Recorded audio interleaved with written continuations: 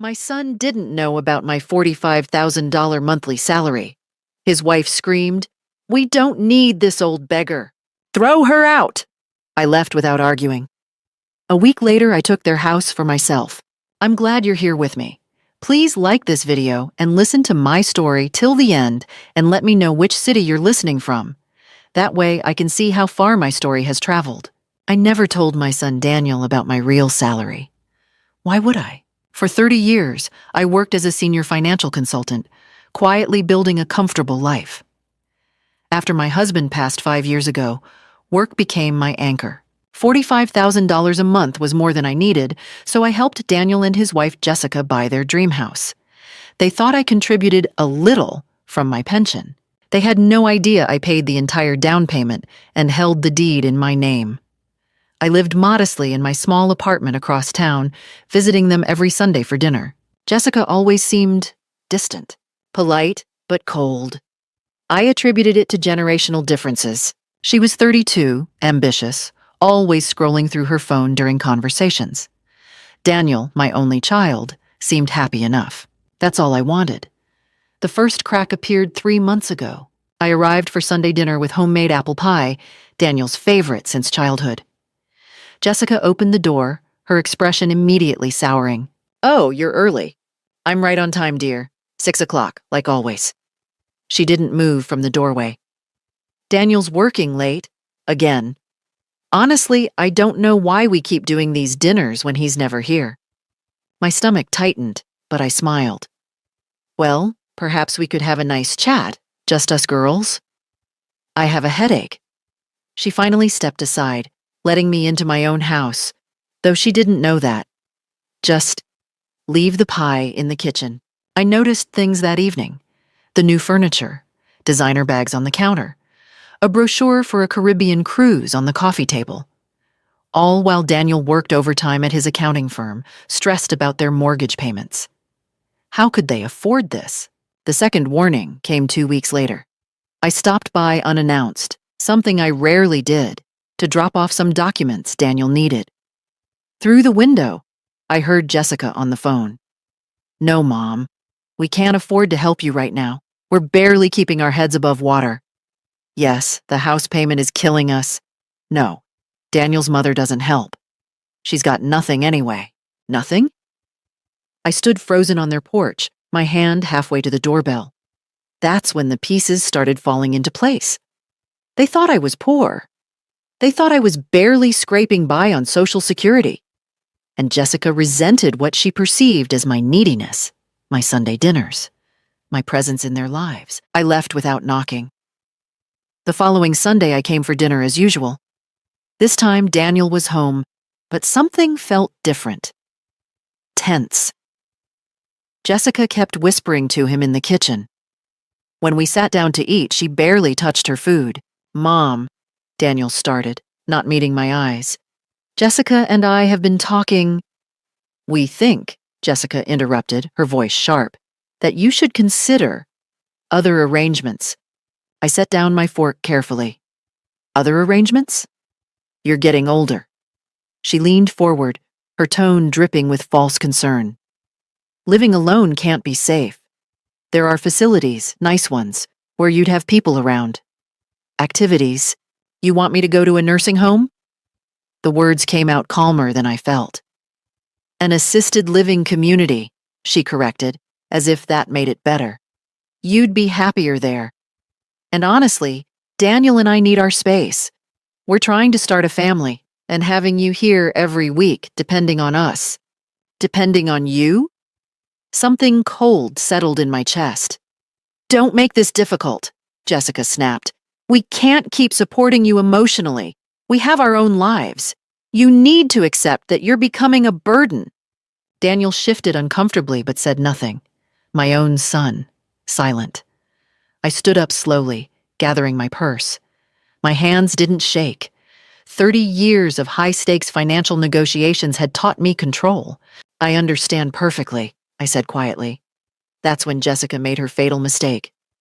Perhaps emboldened by my calm, perhaps finally revealing her true nature, she stood up too, her face twisted with contempt. "Good, because frankly, We don't need some old broke woman hanging around playing the martyr. Daniel, tell her. We don't need this. She gestured at me wildly. This old beggar in our house, throw her out. The words hung in the air like poison. Daniel's face went pale. Jessica, I mean it! Out! I looked at my son. He looked at the floor. I walked to the door, opened it, and left without another word. But as I drove home that night, I wasn't crying. I was calculating.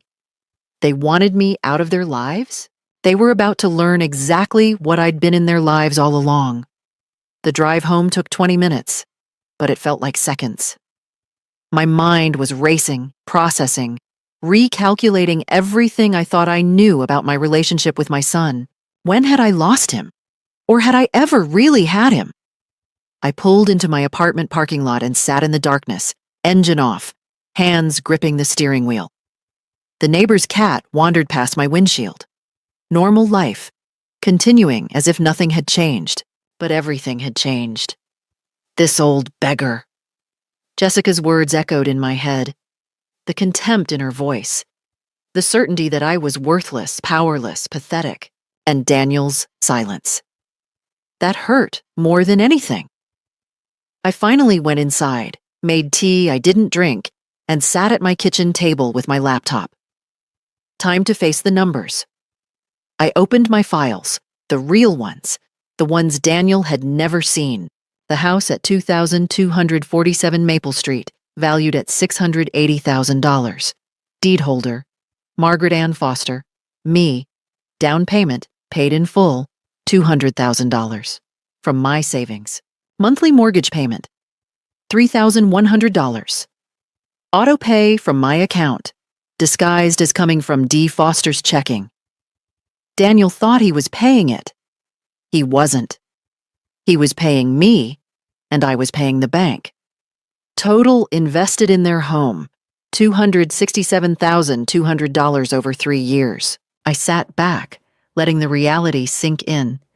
They were living in my house, thinking it was theirs, while calling me a beggar. The fear came then. Not of losing money. I could absorb that loss.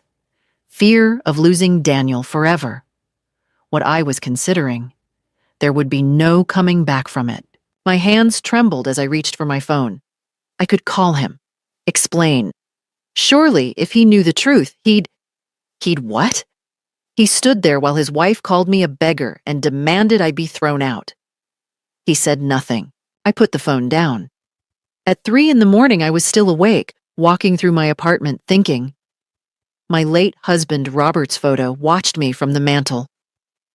What would you do? I whispered to his frozen smile. Robert had always been clear about family.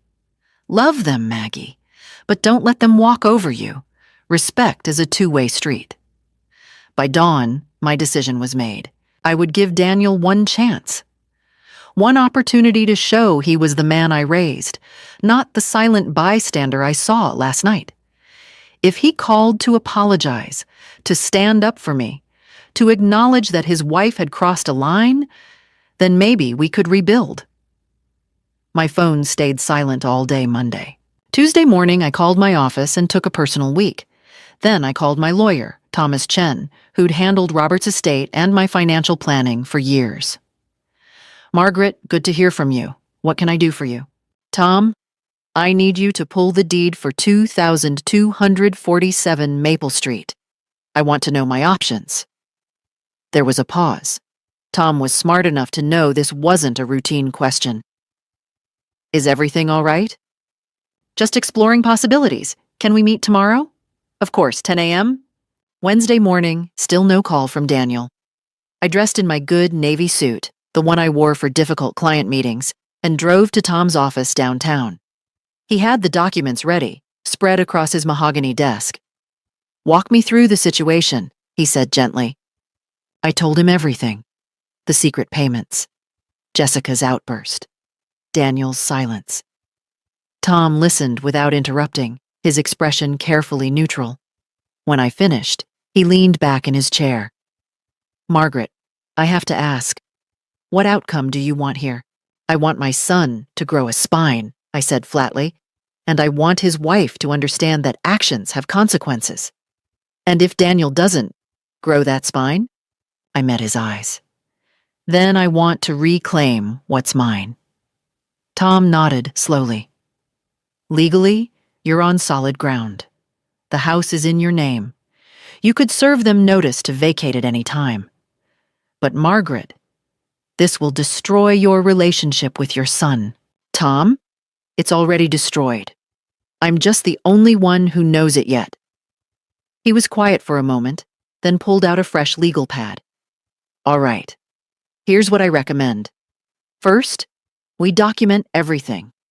For the next 2 hours, we built a strategy. Not out of anger. I couldn't afford anger. Out of cold, clear-headed necessity. As I left Tom's office, my phone buzzed. Finally, I thought.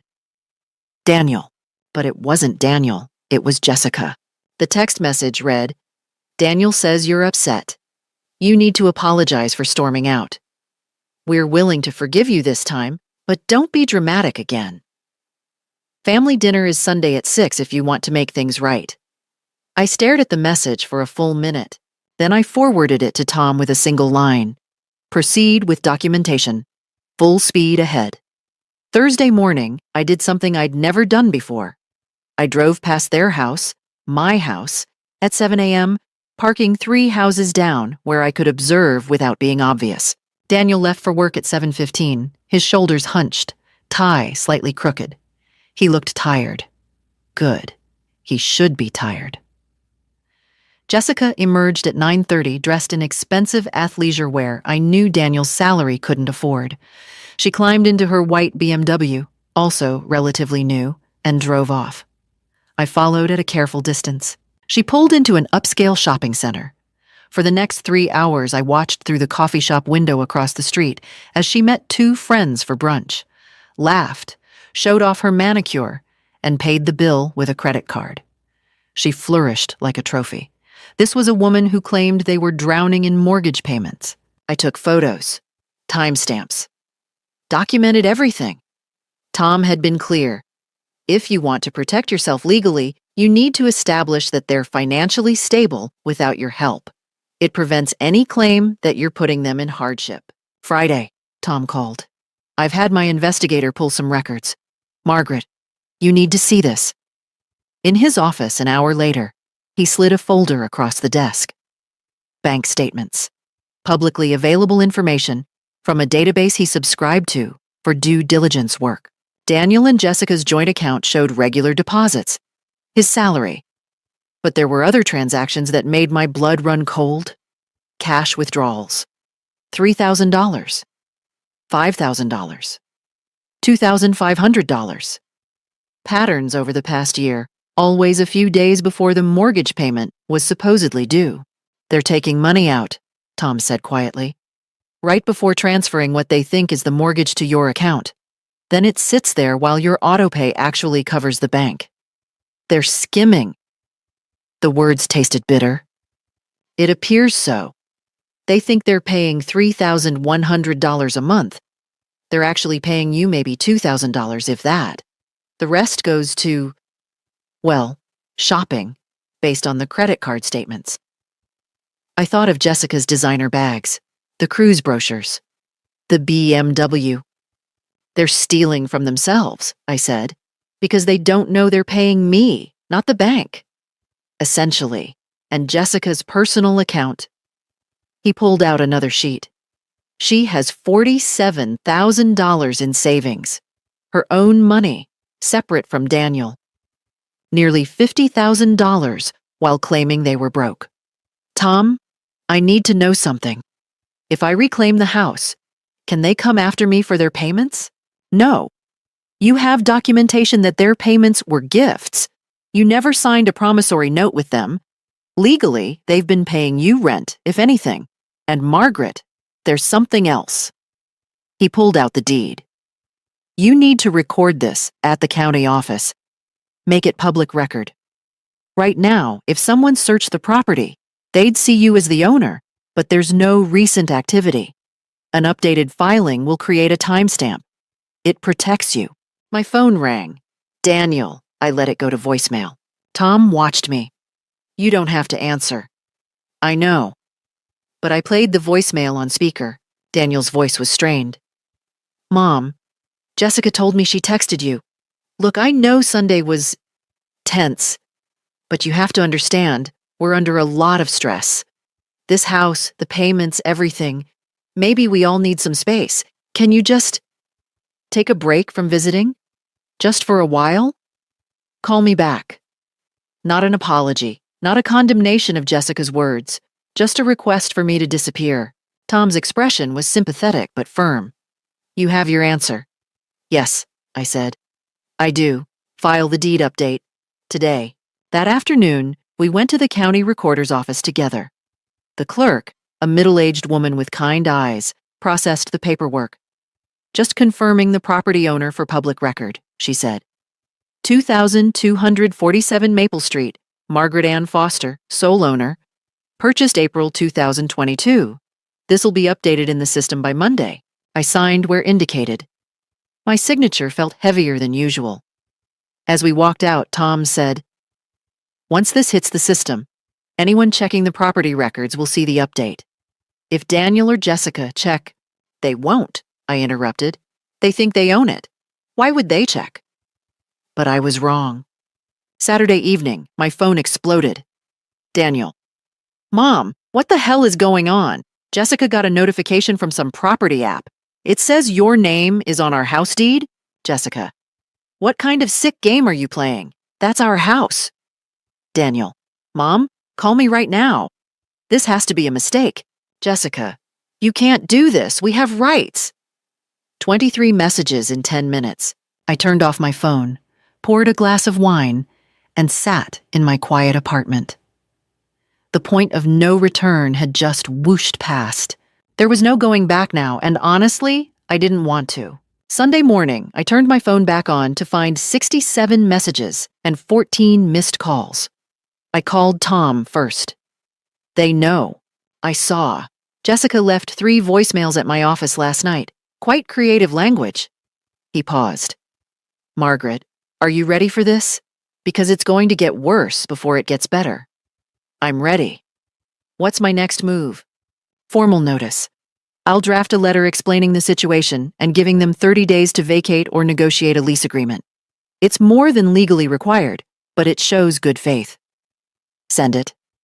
At noon, someone pounded on my apartment door, not knocked, pounded. I looked through the peephole.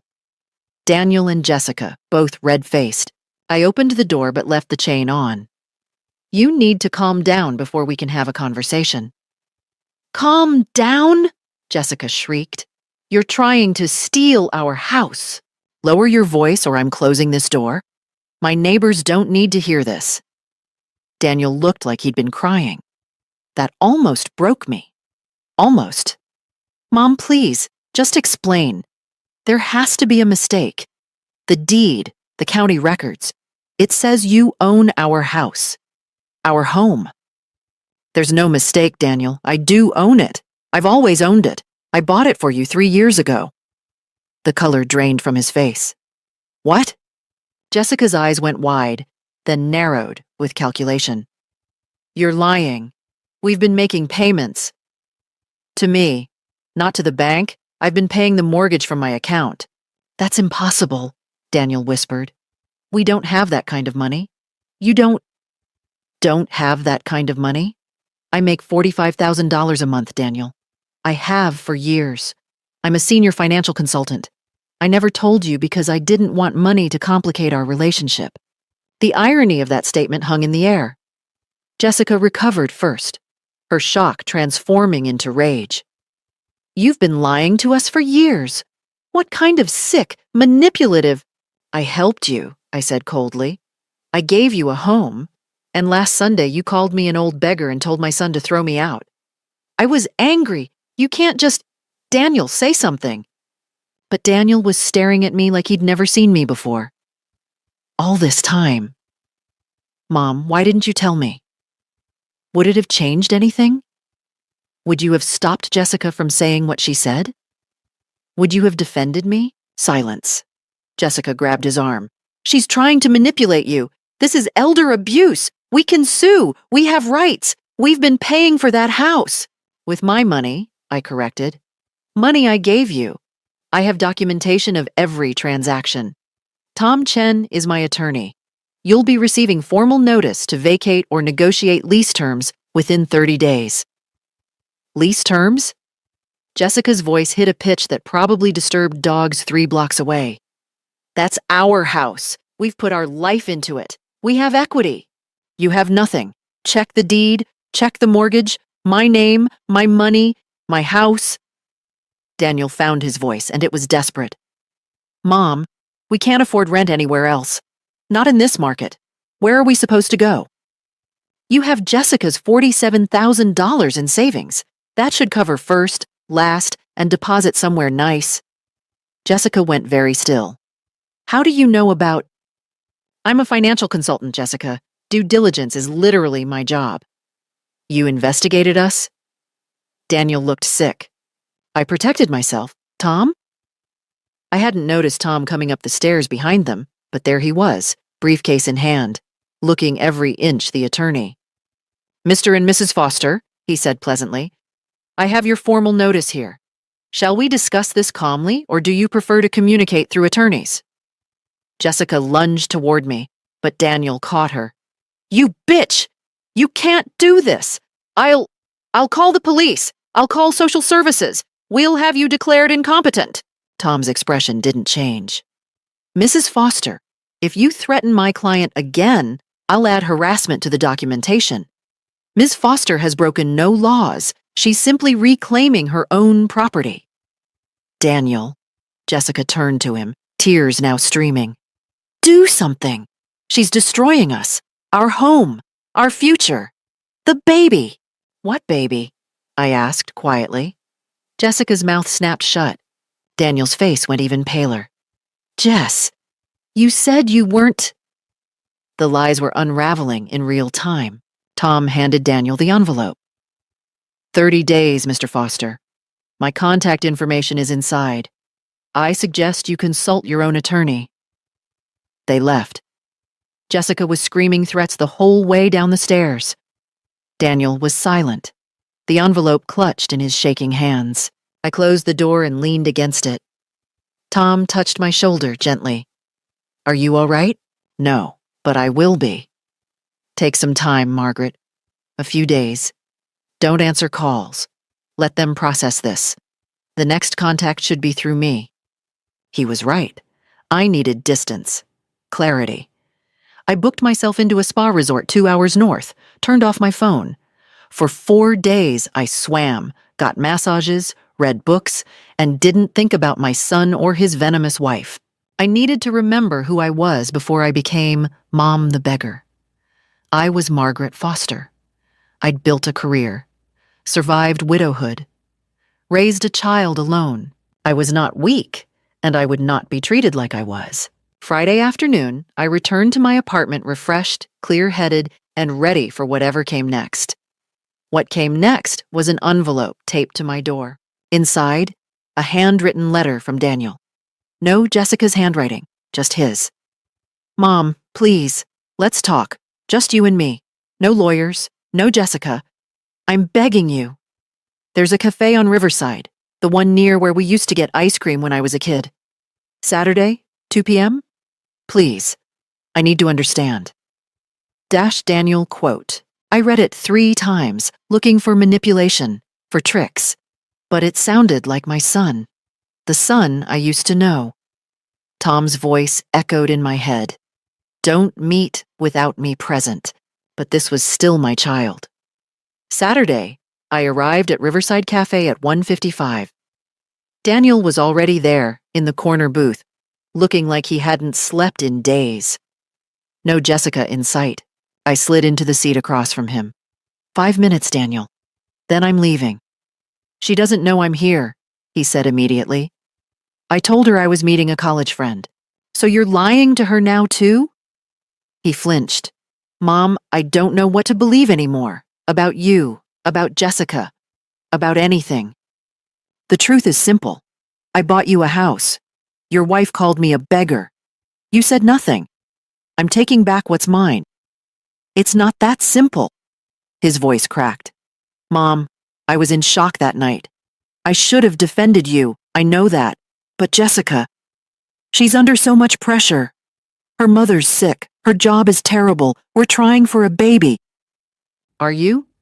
Because she mentioned a baby that doesn't exist when she was trying to manipulate you on my doorstep. Daniel's face went red.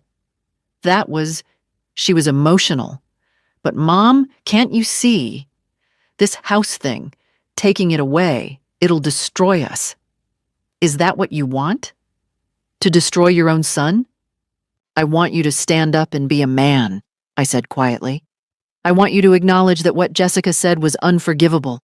I want you to show me that I raised someone with a spine. I'm here, aren't I?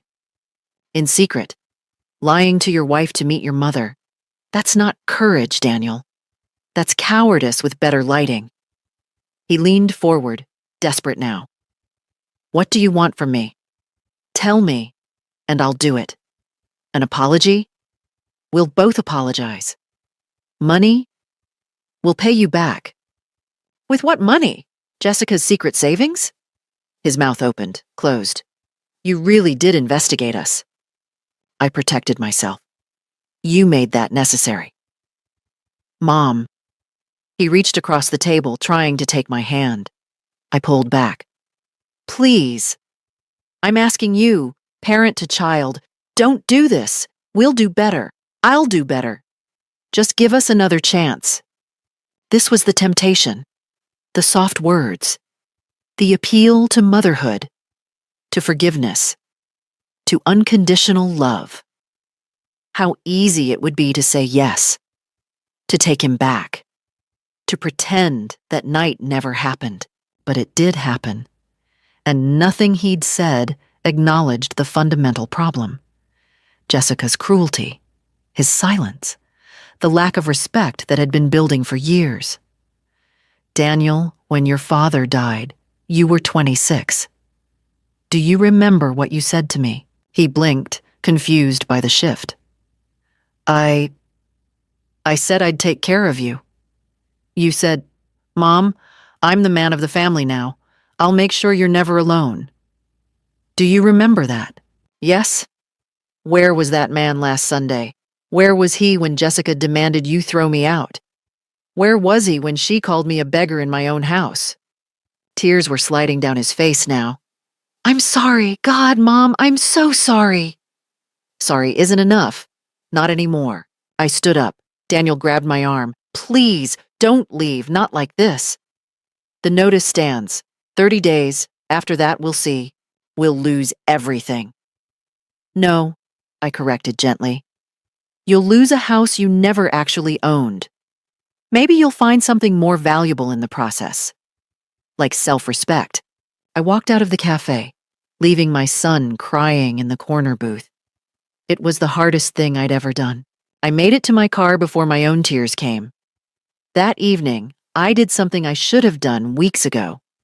I called my college roommate, Patricia, who lived 2 states away but had remained a close friend through decades. Maggie? Sweetheart, you sound terrible. What's wrong?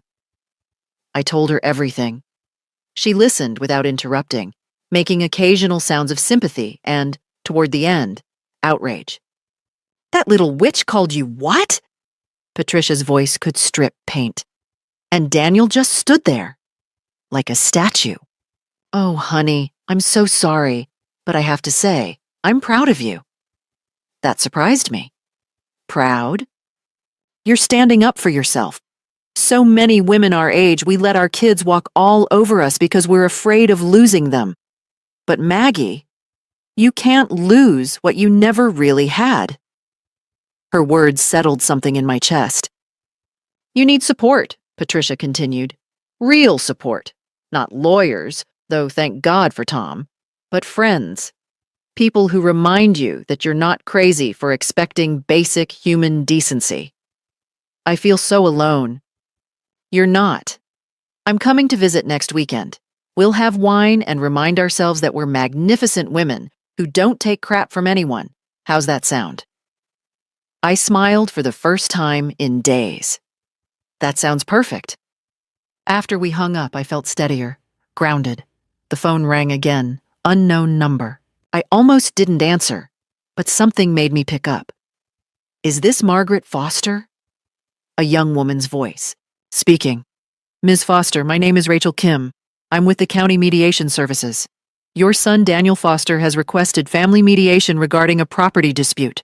Would you be willing to participate? I paused. Mediation. A neutral third party. Maybe that was what we needed. I'll need to discuss it with my attorney first. Of course. I'll email you the details. Just so you know, Ms. Foster.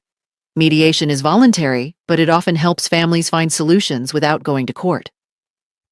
After she hung up, I felt something shift. Maybe there was still a path forward, or maybe it was just another trap. Either way, I wasn't backing down. The mediation email came Tuesday morning, along with a separate message from Daniel. Please, Mom, let's try this. For us, I discussed it with Tom over lunch. He was skeptical. Mediation only works if both parties come in good faith. Do you trust that Jessica will? No, but I trust that if she doesn't, it'll be documented by a neutral third party. Tom smiled slightly, always thinking like a consultant. All right, I'll be there with you. The mediation was scheduled for Friday afternoon at a bland office building downtown. Rachel Kim met us in the lobby, a petite woman in her 30s with a calm, professional demeanor. Ms. Foster, thank you for coming. Mr. Chen, good to meet you. The other party is already in the conference room. Both of them? I asked. Yes, Daniel and Jessica Foster. Tom and I exchanged glances. So much for just you and me, Mom. The conference room was aggressively neutral. Beige walls, a long table, a box of tissues strategically placed in the center. Daniel sat on one side, looking nervous. Jessica sat beside him, dressed in a soft pink blouse and pearls, her hair perfectly styled. She looked like she was going to a garden party, not a mediation. Margaret, Rachel began warmly, thank you for joining us. The purpose of today is to facilitate open communication and hopefully find a resolution that works for everyone. This is a safe space. Everything said here is confidential, except what my attorney and I choose to use later, Tom said pleasantly. Rachel's smile tightened slightly. Within legal bounds, yes. Shall we begin? Daniel, you requested this mediation. Would you like to start? Daniel cleared his throat. Mom, I wanted to say, in front of a witness, that I'm sorry for not defending you that night, for not standing up to Jessica when she said those things. It was wrong. You deserved better. It sounded rehearsed, but there was genuine emotion in his voice. Jessica squeezed his hand supportively, her face the picture of contrition. I'm sorry too, Margaret, she said softly. I was having a bad day, a bad month, really, and I took it out on you. It was completely inappropriate. I hope you can forgive me. I watched her carefully, the demure posture, the gentle tone, the doe eyes. This was a performance. Thank you for the apologies, I said neutrally. I appreciate them. Rachel looked pleased. Wonderful. Now regarding the property at 2247 Maple Street. I'd like to propose a solution, Jessica interrupted gently. If Margaret is truly the owner, as she claims, then perhaps we could formalize what was already happening. We continue making payments, real mortgage payments, and gradually buy the house from her. Transfer of deed when we've paid, say, 70% of the value? It sounded almost reasonable. That was the danger. Tom leaned forward. Let me clarify. You want Ms. Foster to essentially give you a $680,000 house for $476,000 with no down payment, no credit check, and no legal protections for her as the lender. Jessica's sweet expression didn't waver. It's her son's family home. Surely family is more important than money. Family works both ways, I said quietly. Exactly, Jessica brightened, which is why I'm sure you'll agree that kicking us out, especially with a baby on the way, would be unconscionable. I glanced at Daniel. He was looking at the table. You're pregnant? I asked directly. A tiny pause. We're trying, actively. And the stress of potentially losing our home isn't helping. Rachel intervened. Perhaps we could discuss a lease option? Ms. Foster retains ownership, but allows Daniel and Jessica to remain as tenants? At what rent? Tom asked. Market rate for a $680,000 home in that neighborhood would be approximately $4,200 a month. Jessica's mask slipped for just a second. Her eyes hardened. That's ridiculous. We can't afford that. You have $47,000 in savings, I said. The room went very quiet. Jessica's face flushed. That's private information. You had no right. I had every right to conduct due diligence on people who were making claims about financial hardship. This is harassment. Jessica stood up, her sweet facade evaporating. You're a vindictive old woman who can't stand that her son chose a wife, that he has his own life, so you're trying to destroy us. Jessica, Daniel tried to pull her back down. She yanked her arm away. No, I'm done pretending. She's been manipulating you your whole life, Daniel. Don't you see? She secretly bought the house so she'd always have control over you, so you'd always be dependent on her. I bought the house so my son would have a home, I said, my voice ice cold. A home he couldn't afford on his own. I asked for nothing in return except basic respect. You couldn't even give me that. Because you don't deserve it. You're a controlling, manipulative... Mrs. Foster. Rachel's professional calm was straining. Please, sit down. Why? So she can keep playing the victim? She has $500,000. She could retire tomorrow. But no, she has to punish us for one bad night. One bad night? I stood up too, my own control finally fraying. You called me a beggar. You demanded my son throw me out. And he said nothing. Nothing. That wasn't one bad night, Jessica. That was the truth finally coming out. You want the truth? Jessica's voice was venomous now, all pretense gone. Fine. You're pathetic. You're a lonely old woman who tried to buy her son's love because you have nothing else in your life. No friends. No hobbies. Just sad Sunday dinners where you try to relive the past. Well, newsflash. Daniel doesn't need you anymore. He has me. He has a real family now, and you can't stand it. Daniel was pale as paper. Jess, stop. No, she needs to hear this. She's trying to destroy our lives because she can't accept that she's not the center of yours anymore. I gathered my purse, my hands remarkably steady. Tom, we're done here. Agreed. Running away again? Jessica called after us. Just like you ran away last Sunday? I turned at the door. I gave you a house. You gave me contempt. The eviction notice stands. You have 3 weeks left. We'll sue. We have rights. No, Tom said calmly. You don't. See you in court if necessary, though I strongly advise you to find alternative housing instead. We left. Behind us, I could hear Jessica shrieking and Rachel trying to calm her. In the elevator, I started shaking. Tom put a steadying hand on my shoulder. Breathe, Margaret. Just breathe. She showed her true face, I whispered. She did. And it's all documented. Rachel will have to write a report. This will only help your case. But I wasn't thinking about the case. I was thinking about my son, still sitting in that conference room with a woman who just revealed herself to be exactly what I'd feared. Would he finally see it? Or was he too far gone? The shaking turned to determination. 3 weeks. They had 3 weeks to figure out their lives. And if Daniel still chose Jessica after this, then I'd know exactly where I stood. And I'd act accordingly. The final confrontation came on day 29. Tom had prepared all the paperwork. The eviction would be enforceable tomorrow. I'd even found them a listing, a nice 2-bedroom condo well within their actual budget, and emailed it to Daniel. No response.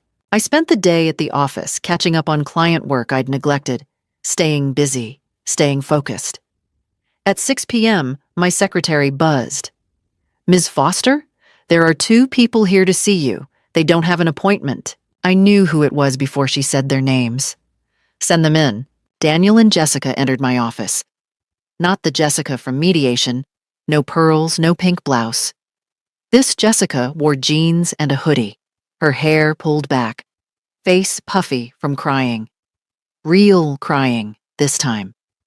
Daniel looked worse. Hollow-eyed, defeated. "Mom," he said, "please, we need to talk." I gestured to the chairs across from my desk. They sat. My office had always been my power space. Floor-to-ceiling windows overlooking the city. Mahogany desk. Credentials on the wall. This was where I'd negotiated million-dollar deals, where I'd built my reputation. This was where I was in control. "You have 15 minutes, I said. "I have dinner plans." I didn't, but they didn't need to know that. Jessica spoke first, and for once, she sounded genuine. "Margaret, I found something. Something I need to show you." She pulled out her phone, tapped a few times, and slid it across my desk. A bank statement, joint account. But there was a highlighted transaction that made my blood freeze. Transfer to M. Foster Trust. $3,100. Dated 3 years ago. And every month since. "I don't understand," I said slowly. "Daniel's been paying the mortgage," Jessica said. "The real mortgage. I found the account tonight when I was packing. He has a separate account I didn't know about." I looked at Daniel. He was staring at his hands. "I set it up right after we moved in," he said quietly. "You told me you'd help with the down payment. I thought you meant a few $1,000s. When I saw the closing documents, saw that you'd paid $200,000, Mom, I couldn't just accept that. So you've been paying me back?" "Trying to. I contacted the bank. They told me you were the mortgage holder. They gave me an account number. I've been sending money every month. $3,100. I picked up weekend consulting work. Freelance accounting." Jessica thought I was working overtime at my regular job. Jessica's voice was tight. "He's been working 16-hour days for 3 years. I thought he was avoiding me, avoiding our marriage. I resented you because Daniel was always too tired or too busy, and I blamed you for making us take a house we couldn't afford." The pieces were rearranging in my mind, but the automatic payments from my account. "I never saw those," Daniel interrupted. "I just knew I was sending money to an account marked M. Foster Trust. I thought it was going to the mortgage. I didn't know you were paying it separately. You've been paying me $37,000 a year for 3 years, I calculated. Where did you think that money was going? To you, to pay you back. Mom, you gave us $200,000. Did you think I'd just take that and call it even?" My mind was reeling. "The skimmed cash withdrawals? My consulting clients pay cash," Daniel said. "I deposit it, then transfer it. Jess didn't know about the account, so I had to make it look like the money was coming from our joint checking." Jessica made a sound that was half laugh, half sob. "We've been fighting about money for 3 years. I thought we were broke. He wouldn't tell me why. I thought, God, I thought he might be gambling or having an affair." "I was trying to maintain some dignity," Daniel said, voice breaking. "I couldn't stand the idea of my mother giving me a house like I was a charity case. So I worked myself to the bone trying to pay her back, and in the process, I destroyed my marriage. And I," Jessica said softly, "became a monster. I took out all my frustration on the one person who'd actually helped us, because I didn't know the truth." The silence in the office was deafening. I pulled up my own banking records on my computer. There it was. M. Foster Trust. An account I'd set up years ago for estate planning and then forgotten about. Auto deposits of $3,100 for 36 months. $111,600. My son had paid me back more than half the down payment without me ever knowing. "Why didn't you tell me?" I whispered. "Because you'd have told me to stop. And I couldn't. I needed to do this for myself." Jessica wiped her eyes. Margaret, I said terrible things to you, unforgivable things. But I said them because I thought you were this poor woman leeching off Daniel's success while he worked himself to death. I didn't know. I didn't understand. That's not an excuse, I said firmly. No, it's not. It's an explanation, not an excuse. She met my eyes. I'm sorry. Truly, deeply sorry. If I'd known the truth, I'd have been on my knees thanking you, not screaming at you to leave. I looked at my son. Really looked at him. The dark circles. The thin frame. The exhaustion radiating from every pore. Daniel, you worked yourself sick trying to repay a gift I freely gave. It didn't feel like a gift. It felt like debt. Like I owed you. You owed me nothing except respect. That's all I ever wanted. I know that now.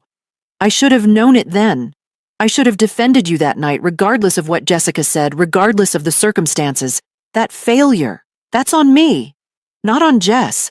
Not on the stress or the money. On me. Finally, he understood. The eviction notice, Jessica started. Stands, I said. For now. You're moving out tomorrow. They both slumped. But, I continued, you're moving into the condo I found, which I will rent to you at $2,000 a month, lease in your names until you get back on your feet.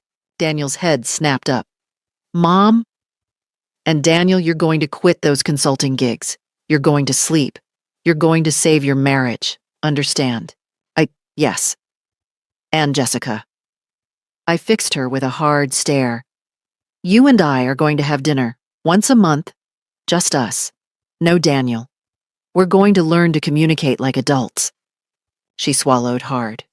Yes, absolutely. The house at Maple Street? I'm selling it. The market's good right now. I'll get fair value. And I'm putting half the proceeds in a trust for your future children. My grandchildren. The other half is mine. That's more than fair. Tom's voice came from the doorway. I hadn't even heard him arrive. I called him when you came in, I admitted. I needed a witness. Daniel stood, crossed to my desk, and did something he hadn't done since he was a child. He hugged me. I'm so sorry, Mom. For all of it. I hugged him back, tears finally coming. I know, sweetheart. I know. Jessica stood too, hesitant. Margaret, I know I don't deserve it, but can I? I opened my other arm.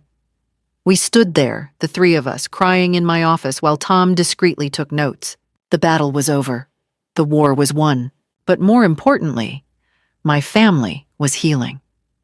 The house at 2247 Maple Street sold in 3 days for $695,000, $15,000 over asking price. I made sure Daniel and Jessica were there when we signed the closing papers. Not to punish them, but so they could see that this chapter was truly closed. The buyer was a young family with 2 kids and a golden retriever. They reminded me of Robert and me, 30 years ago, full of hope and dreams. And they'll be happy here, Daniel said as we watched them do their final walkthrough. It's a good house. It is, I agreed. And now it'll be theirs. Really theirs. Jessica squeezed my hand. Over the past few weeks, we'd had 3 dinners together. They'd been awkward at first, but slowly, we were building something real. Not friendship exactly, but mutual respect, understanding.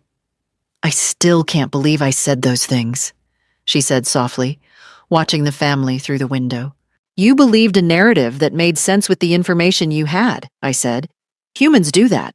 The question is what you do when you learn the truth.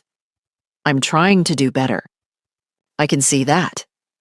The sale proceeds were wired to my account the following Monday, $695,000. After closing costs and paying off the remaining mortgage, I was left with $615,000.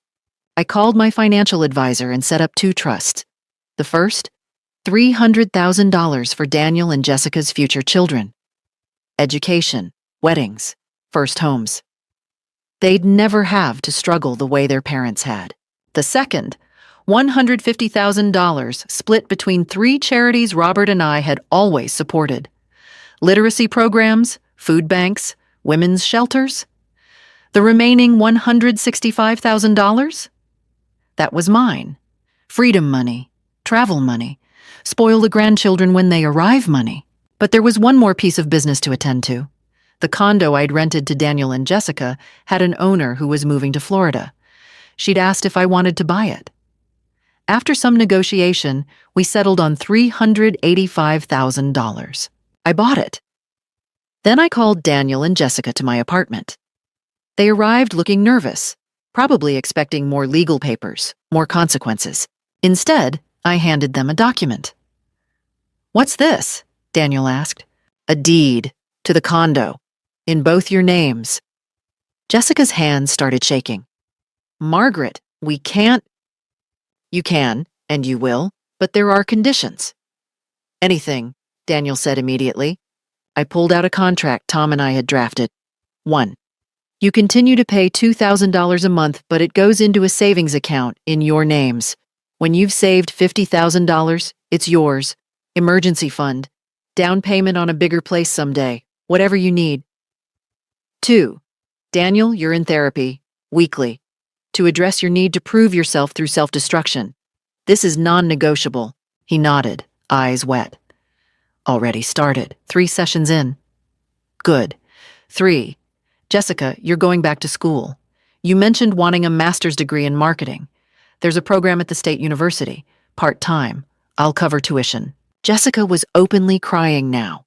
Why? After everything I said. Because you're my daughter-in-law. Because you're trying. Because I can afford it and I choose to invest in my family. But Jessica. I waited until she met my eyes.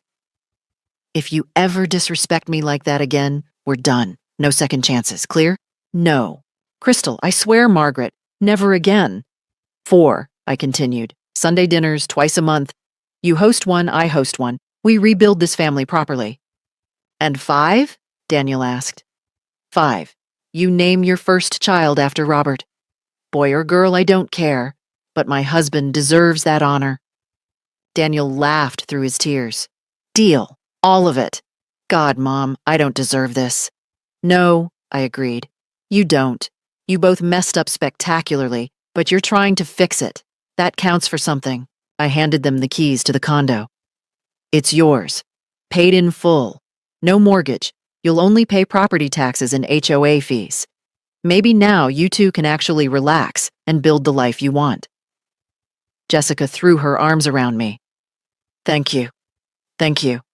I'll spend the rest of my life proving I deserve this. Just be a good wife to my son and a good mother to my grandchildren. That's all I ask. After they left, I stood in my apartment alone. The money was spent. The house was sold. The battles were over. I'd won. Not by destroying them, though I could have. Not by holding grudges, though I'd been entitled to. I'd won by forcing accountability, demanding respect, and then, when they'd earned it, showing grace. That's what power really is. Not revenge. Not punishment. It's having the strength to say no when necessary and the wisdom to say yes when possible. I poured myself a glass of wine, toasted Robert's photo, and smiled. We did good, honey, I whispered to his frozen smile. Our boy's going to be okay, and for the first time in months, I truly believed it. 6 months later, my life had transformed completely. I reduced my consulting hours and finally started living. Italy for 3 weeks, the trip Robert and I never took. Book clubs, hiking groups, teaching financial literacy to women who needed it. My calendar filled with genuine connections, not obligations. Sunday dinners with Daniel and Jessica became real family time. We laughed, cooked together, talked about things that mattered. Jessica thrived in her graduate program. Her intelligence finally channeled productively. She'd even apologized to her own mother, realizing she'd been projecting her insecurities onto other women for years. Daniel quit his second job, started sleeping, gained back his weight. His therapist helped him understand that accepting help didn't make him weak. It made him human. "Your father would be proud of you," I told him one Sunday. "I think he'd be proud of you, Mom, for not letting us destroy ourselves." 3 months after moving into the condo, Jessica discovered she was pregnant. A boy. They asked me to be in the delivery room. I cried for an hour, but not everyone's story ended happily. Jessica's mother, Linda, visited once. Within 10 minutes, I understood where Jessica's old behavior came from. Brittle, judgmental, cruel. She tried to criticize me at dinner. Daniel shut her down immediately. She left in a rage. Over the following months, I heard updates. Linda's marriage was falling apart. Her other daughter stopped speaking to her. She was alone, bitter, lashing out at everyone. Jessica had chosen a different path. Meanwhile, I started dating a retired professor named George, redecorated my apartment, bought a piano, and took lessons after 40 years. I lived. One evening, a package arrived. Inside, a onesie reading, "Grandma's Little Robert," and a note from Daniel. "It's a boy, Mom. Robert Daniel Foster, due in 8 weeks. We can't wait for you to meet him."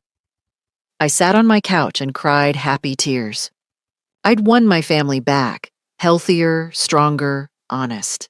And that was the greatest victory of all. So what did I learn from all of this? First, your worth isn't measured by what you give others. It's measured by how you allow yourself to be treated. Second, setting boundaries isn't cruel, it's essential. Sometimes the most loving thing you can do is refuse to enable destructive behavior. Third, grace and accountability can coexist. You can forgive without forgetting. You can help without sacrificing yourself. And finally, family isn't just blood. It's respect. It's effort. It's showing up, even when it's hard. What would you have done in my situation? Would you have fought back or walked away forever? Leave a comment below. I'd love to hear your thoughts. Thank you for listening to my story. Remember, you deserve respect. Don't ever forget that.